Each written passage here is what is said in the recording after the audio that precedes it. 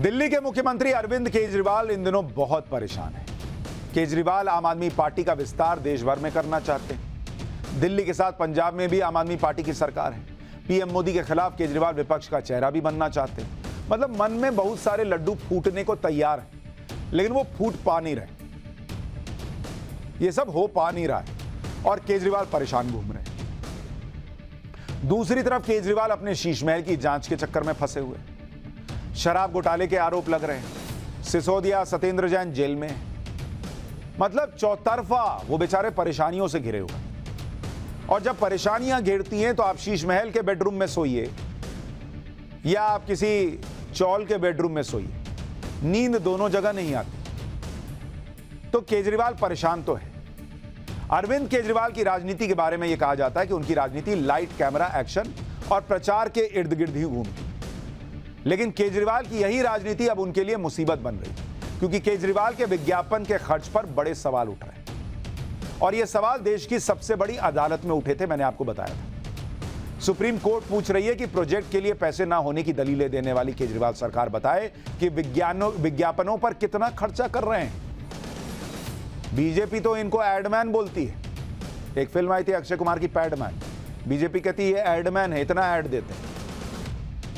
यह पूरा मामला हमने आपको पहले भी बताया था, जो दिल्ली को रीजनल रैपिड ट्रांजिट सिस्टम यानी आरआरटीएस के जरिए दूसरे राज्यों से जोड़ने वाले प्रोजेक्ट से जुड़ा हुआ है। सुप्रीम कोर्ट ने केजरीवाल सरकार से पूछा था कि आरआरटीएस प्रोजेक्ट के लिए फंड क्यों नहीं दे रहे हैं भाई? केंद्र तो खर्चा कर रहा है, आप क्यों नहीं दे रहे हैं अपने हिस्से का पैसा? केजरीवाल सरकार के वकील ने कहा था कि दिल्ली सरकार के पास फंड नहीं है, पैसा नहीं है भाई हमारे पास, इसलिए आरआरटीएस के लिए पैसा नहीं दे सकते, जबकि प्रोजेक्ट पब्लिक के फायदे का है। लेकिन केजरीवाल ने कहा हमारे पास पैसा नहीं है भाई, हमारा खजाना खाली है। इस पर सुप्रीम कोर्ट ने केजरीवाल सरकार से पूछा था कि ये बताओ फिर कौन सा फंड कहां खर्चा कर रहे हैं, बताओ। उन्होंने पूछा केजरीवाल सरकार से कि एड पे कितना खर्चा हो रहा है, विज्ञापनों पर जो खर्चा हो रहा है उसका ब्यौरा हलफनामा दाखिल करके 2 हफ्ते के अंदर बताइए। सुप्रीम कोर्ट ने कहा कि यह ज्वाइंट प्रोजेक्ट है और अगर फंड की कमी इसमें रुकावट बन रही है तो विज्ञापन पर होने वाले खर्च को दिल्ली सरकार बताए। और सुप्रीम कोर्ट ने तो यह भी कह दिया कि अगर जरूरत पड़ी तो विज्ञापनों पर जो खर्च कर रहे हैं पैसा, उसको आरआरटीएस के प्रोजेक्ट में लगा देंगे। एड जरूरी है कि पब्लिक के लिए प्रोजेक्ट जरूरी है जी? सुप्रीम कोर्ट ने कह दिया कि नहीं है पैसा तो ऐड वाला पैसा लगा देंगे, लेकिन अभी उनको जानकारी देनी है। उससे पहले हम जानकारी देते हैं। 3 जुलाई को सुप्रीम कोर्ट ने केजरीवाल सरकार को फटकार लगाई थी और विज्ञापनों के खर्चे की जानकारी मांगी थी।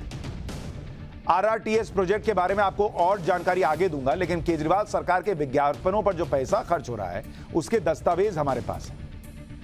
तो जो जानकारी सुप्रीम कोर्ट पहुंचनी है वो पहले ही हम आपको एक एक डिटेल बता देते हैं। अरविंद केजरीवाल किस तरह से अपने प्रचार पर पैसा पानी की तरह खर्च कर रहे हैं उसके दस्तावेज हमारे पास है। क्योंकि जैसे शीश महल में अपना पैसा नहीं लग रहा था, पब्लिक का पैसा था, वैसे ही ऐड में अपना पैसा थोड़ी लगता है, वो भी पब्लिक का पैसा है, तो घर घर बह रहा है। सरकारी दस्तावेजों के मुताबिक साल 2021-22 में केजरीवाल सरकार ने बिजनेस ब्लास्टर्स इवेंट आयोजित किया। इस आयोजन के मीडिया कैंपेन के लिए केजरीवाल सरकार ने 77 करोड़ 15 लाख रुपए से ज्यादा का बजट अलॉट किया। इलेक्ट्रॉनिक और डिजिटल मीडिया में प्रचार के लिए 62 करोड़ 51 लाख से ज्यादा की रकम खर्च की गई। प्रिंट मीडिया में प्रचार के लिए 5 करोड़ 89 लाख रुपए खर्च हुए। आउटडोर मीडिया यानी जो पोस्टर बैनर वगैरह लगता है उस पे 8 करोड़ 75 लाख रुपए खर्च हुए। बिजनेस ब्लास्टर्स इवेंट के प्रचार और आयोजन में कुल 150 करोड़ रुपए खर्च हुए, उसमें से 77 करोड़ रुपया तो ऐड पे चला गया। अब आप सोचिए प्रोजेक्ट पे कितना खर्च हुआ, प्रोजेक्ट से ज्यादा ऐड पे खर्च कर दिए। अब प्रोजेक्ट सुनिए। जिस बिजनेस ब्लास्टर्स इवेंट के विज्ञापन पर केजरीवाल सरकार ने 77 करोड़ रुपए खर्च कर दिए, वो क्या है सुनिएगा तो माथा पीट लीजिएगा। दिल्ली सरकार ने सितंबर 2021 में बिजनेस ब्लास्टर्स नाम का एक प्रोजेक्ट लॉन्च किया था। इसके लिए कक्षा 11 और कक्षा 12 के छात्रों से बिजनेस आइडिया मांगे गए। 11वीं और 12वीं में पढ़ने वाले बच्चों से कि बिजनेस आइडिया लाके दो। आइडिया को इंप्लीमेंट करने के लिए छात्रों को 2-2 हजार रुपए दिए गए और लक्ष्य यह था कि इस पैसे से छात्र अपने आइडिया के जरिए मुनाफा कमाएंगे।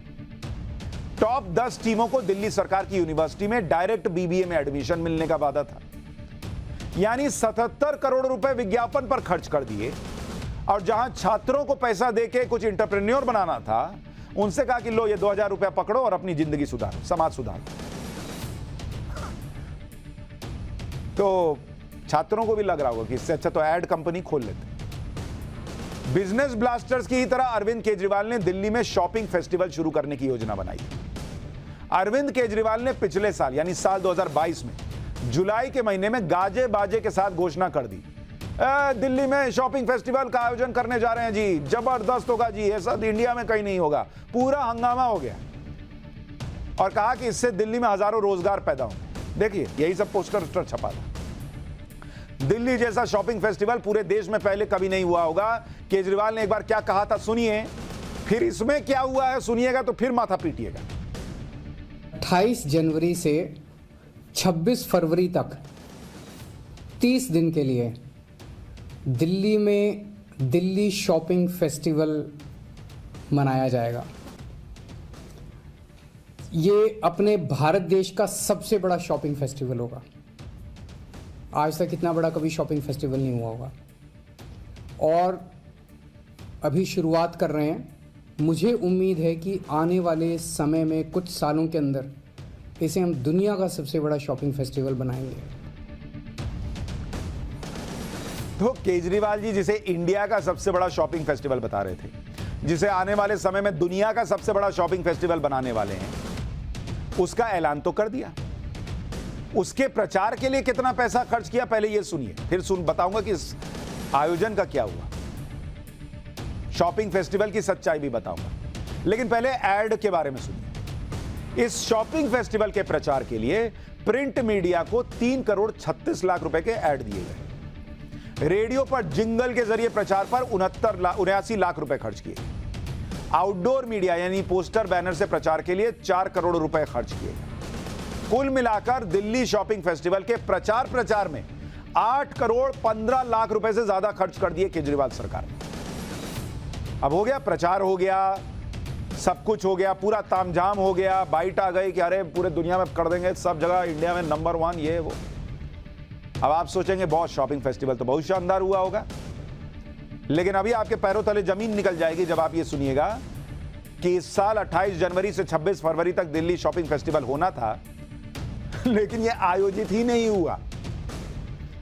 अब ये फेस्टिवल इस साल के आखिर में होने की उम्मीद है। मतलब जो आयोजन हुआ ही नहीं उसके प्रचार में 8 करोड़ रुपए का स्वाहा। अब जब आगे करेंगे तो फिर ऐड देंगे, फिर खर्चा होगा, लेकिन अपनी जेब से थोड़ा ही निकल रहा है, आपकी जेब से निकल रहा है, फूको। आप ये भी देख लीजिए कि अरविंद केजरीवाल सरकार के लिए विज्ञापन देने वाली directorate of information and publicity का पिछले 3 साल का बजट कितना है। कितना पैसा 3 साल में खर्च किया है ऐड पर केजरीवाल सरकार ने। साल 2020-21 में डीआईपी का बजट 356 करोड़ रुपए था, दिल्ली का अकेले का 356 करोड़ रुपए। इसमें से 297 करोड़ रुपए खर्च भी हो गए। फिर साल 2021-22 में डीआईपी का यानी ऐड देने का जो बजट था वो बढ़कर 620 करोड़ रुपए कर दिया गया। इसमें से 596 करोड़ रुपए भी खर्च हो गए। साल 2022-23 में डीआईपी का बजट 511 करोड़ रुपए है और इसमें से अब तक 236 करोड़ रुपए खर्च हो भी चुके।